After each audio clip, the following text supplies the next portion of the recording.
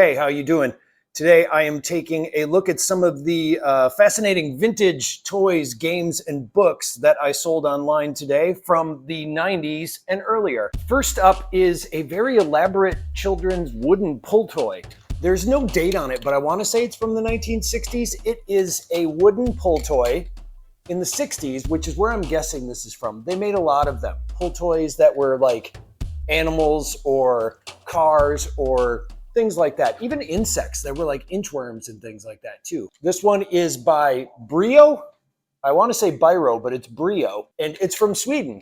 And what it is it's a car that pulls, of course, because it's a pull toy. But it's got rings that you stack on it, just like one of those old Fisher-Price toys that have the stackable little donuts that go on it. So this one is that way. And I'm assuming it's just all to make your child smarter. So that one sold today. Then I sold a really bizarre item from my record collection. It's a record called Raggedy Ann and Songs and Stories. On the front, it's just a girl with a Raggedy Ann doll and then her brother dressed up for a wedding or something, playing a record in the background. So why is he wearing a bow tie? I just realized that now. I mean, it was interesting enough this way, but he's back there like DJ Tuxedo. That would be his stage name. So on the album are songs like My Raggedy Ann, The Cheery Scarecrow, Fairy Ring, The Worn Out Doll, The Cookie Bush, Mother Dear, Beloved Belindy, Frederica, The Singing Booklet, Christmas Morning, and Little Wooden Willie. That's like a tongue twister. Those are all the items that are on this Raggedy Ann Songs and Stories album. But Tom, you're probably thinking, don't you always sell some illustrated children's books when you're doing one of these? Why, yes, I sold 3. So dig it. 3 books right here, and they're all very interesting. The first one is called Little Bobo and His Blue Jacket. So this story here is about a little elephant whose name is Bobo.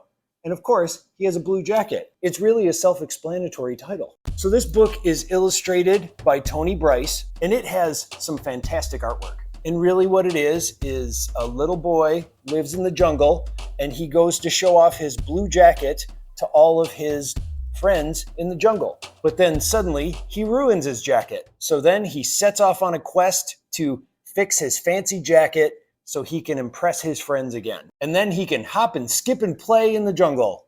And then he's sleeping at Leave It to Beaver's house. Then next, I have this Care Bears book, which is Book of Favorite Bedtime Stories. And of course, it's got Bedtime Bear right there. Now, the funny thing about this book is it's really only a Care Bears book in the sense that they're in the book. The actual inside of the book is classic stories like Puss in Boots, or you also have Little Red Riding Hood. And those stories are there, but it's kind of like Tales from the Crypt. I don't know why I'm using that as an example, but it's the best one I can think of because in between each story, one of the Care Bears hosts an introduction to the next story. So it's got little segments that lead into classic stories, but it's labeled the Care Bears book. And then the final book kind of has the same concept. It is Strawberry Shortcake and the Favorite Mother Goose Rhymes. So this book is also by the same people that make Care Bears. They were both invented by American Greetings just to sell more products because that's what American Greetings is. It's a place that sells products. So one of the other characters they created was Strawberry Shortcake. It's the same sort of thing. Each story features one of the characters from Strawberry Shortcake, but they're in the story of a classic Mother Goose sort of rhyme. Nursery rhyme story. I feel like they're stories. They're a little bit longer than just nursery rhymes. Like here's the whole Blackbirds Baked in a Pie story right there. You've got the Hey Diddle Diddle, the Cat and the Fiddle story. And then of course the different Strawberry Shortcake characters along with the story. So that one sold today as well.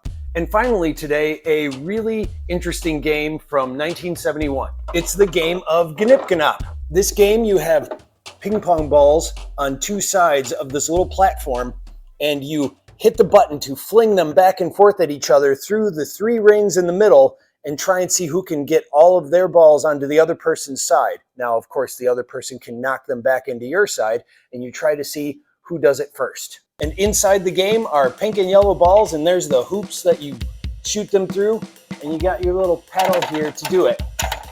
That game's going out today as well.